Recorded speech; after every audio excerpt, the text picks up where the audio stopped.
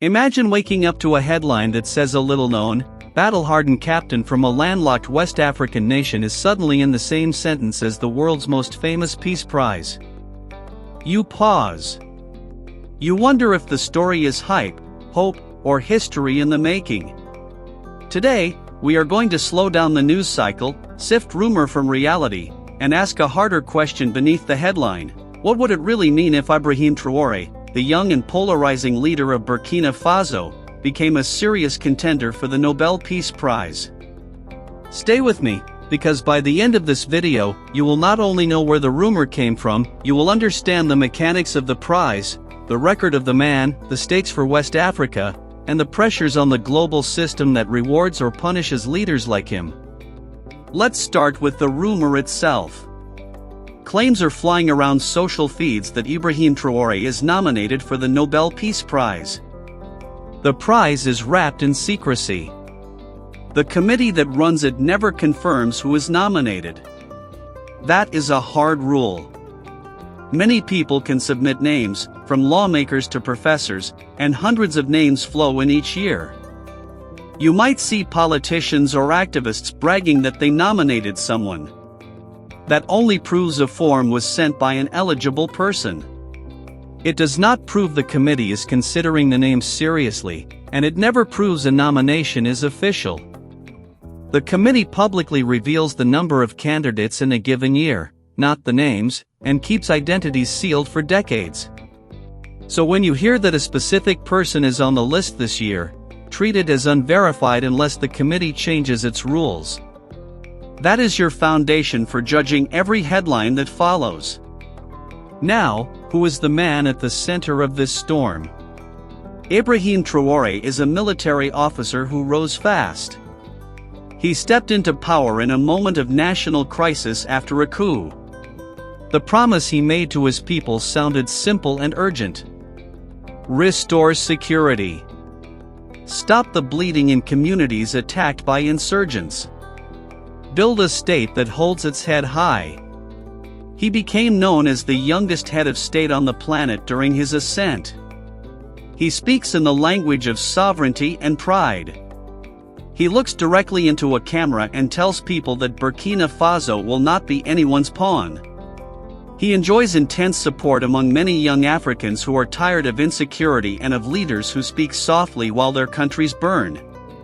But charisma and slogans do not stop bullets. The hard data on violence in Burkina Faso underlines a grim reality. Civilian and combatant deaths have risen since the coup that brought him to power. The map of the country shows large areas where the state struggles to exert control. Aid groups warn of displacement, food insecurity, and trauma in communities caught between insurgents and state-aligned forces. At the same time, the government has tightened its grip on information, clashed with independent media, and even conscripted critical journalists into military service, moves that alarm press freedom advocates. His supporters call this wartime discipline. His critics call it the silencing of watchdogs. Both agree the stakes are life and death. Outside the country, Traoré has recast Burkina Faso's alliances. He distanced the state from France, the former colonial power. He aligned more closely with new partners and joined hands with neighboring juntas in Mali and Niger to form a tighter regional bloc. That bloc says it will stand together on defense, economics, and diplomacy.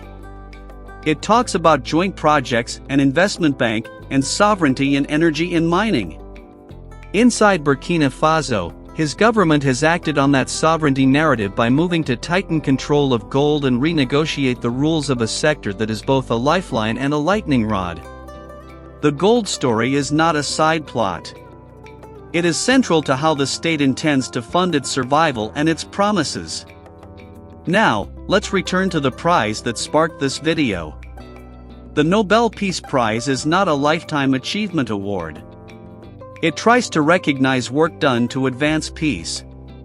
The committee has honored people for negotiating ceasefires, building reconciliation, defending human rights, or mobilizing global action against threats to human life.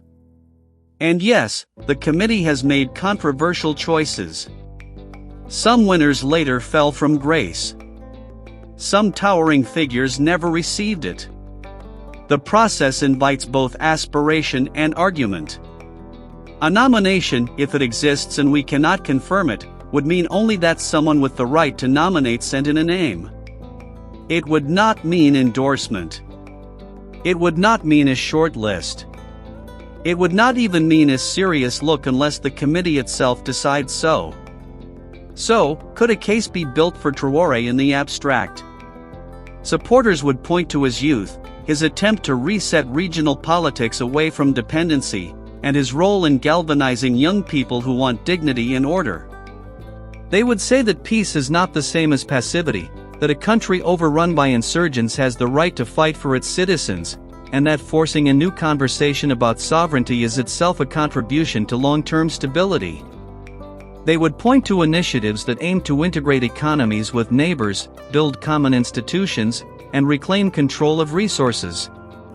They might argue that disrupting entrenched interests is a precondition for any real peace. Critics would build a different case. They would start with the undeniable rise in violence since the coup. They would point to the shrinking space for independent journalism and civil society. They would ask how a leader presiding over deteriorating security, mass displacement, and a culture of fear could be held up as a symbol of peace. They would question alignments with foreign powers whose presence in the region is controversial. They would worry that the rhetoric of sovereignty is being used to justify impunity. And they would say that a peace prize bestowed in the middle of a counterinsurgency risks rewarding force over reconciliation. Both frames miss something if taken alone. Peace is not merely an absence of war, and war is not always the opposite of peace. In a place like Burkina Faso, where the state is fighting for survival and communities are under relentless attack, the line between defense and abuse must be patrolled constantly. When the media is muzzled, that line blurs. When the state strengthens transparency and protects watchdogs, that line sharpens. When regional alliances pursue joint development and share burdens smartly, pressure on any one state may ease and create room for reforms. When alliances become closed clubs that sideline dissent, they harden conflict lines. The work that deserves a prize is the work that bends those lines toward accountability. Let's also talk about the media circus around Traoré. He has become a symbol far beyond his borders. You will see stylized videos, heroic montages, and breathless commentary painting him as a liberator or a villain. Some of this narrative is organic. Some of it is amplified by networks with clear political goals. In the attention economy, a face and a slogan travel faster than a policy brief. That is why we need to slow down and demand evidence. Is security improving in actual districts where people live? Are displaced families returning home? Are schools reopening and staying open? Are courts functioning without fear?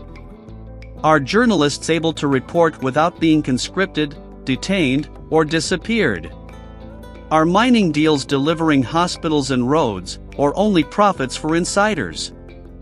Peace is measurable when people sleep well, speak freely, and build without fear. Now imagine two possible speeches on a future day. In one, a committee praises a young leader for reshaping a region and restoring hope to a battered country.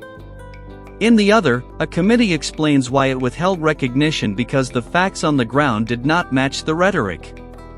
Both speeches hinge on evidence, not on viral headlines. If the first speech ever becomes real, it will be because communities in Burkina Faso actually experienced less violence, more justice, and stronger rights, not because someone submitted a nomination form. If the second speech is the one the world hears, it will be because violence stayed high, media stayed silenced, and institutions stayed weak. So what do we, watching from far away, do with a rumor like this? We treat it as a case study. We ask better questions. We learn how the Nobel process actually works. We map what has changed inside Burkina Faso since the coup and what has not. We do not confuse energy on social media with peace on the ground. We look for independent data on deaths, displacement, and freedom. We check how regional alliances are performing against their promises. We test big words like sovereignty against small realities like whether a village clinic has medicine, whether a family can go to market without a convoy, and whether a reporter can publish a story without fear. Here is the simple bottom line. The Nobel Peace Prize does not publish the names of nominees. Any claim that a specific person is on the list today cannot be confirmed. That alone should cool the temperature of the conversation. The more important debate is whether the actions of any leader in a conflict-torn nation are bending the arc towards safety and rights. If you care about peace, care first about people who live with the consequences, then care about prizes. Before we close, let's talk about the questions this rumor should force us to ask each other. If a government fights insurgents but constrains the press, can it still claim a peace legacy? If regional blocs redraw alliances but do not reduce violence, are they advancing sovereignty or just shifting loyalties? If a young leader inspires a generation, what responsibilities come with that inspiration? If control over gold and resources increases, when do the benefits reach schools, clinics, and farmers? If a nomination cannot be verified, why does the rumor spread so fast? Is it hope? Is it propaganda? Is it the human desire to find heroes in dark times? Here is how you can help keep this conversation honest. Share what you are seeing from reliable monitors on violence trends in Burkina Faso. Share reporting on press freedom there. Share economic data on mining and regional projects that affect people's lives. Push back on anyone who treats rumor as fact. And hold me, your host, accountable by asking us to revisit this story when there is new, verifiable information. Now to you, and I want you to take a moment before you answer. If the Nobel Peace Prize is supposed to reward actions that reduce suffering, what single action would you want to see in Burkina Faso over the next season that would make you say yes, the arc is bending toward peace? If you had the power to set one condition for any prize or recognition, what would it be? If you live in a place that has survived conflict, what did real peace look like on your street? If you were on the Nobel Committee and had to choose between a leader in a live conflict and a grassroots network saving lives quietly without fanfare, where would you lean and why? Thank you for spending your time with me. This channel exists to bring you deeper analysis of African politics without the noise, to test headlines against hard facts, and to respect your intelligence.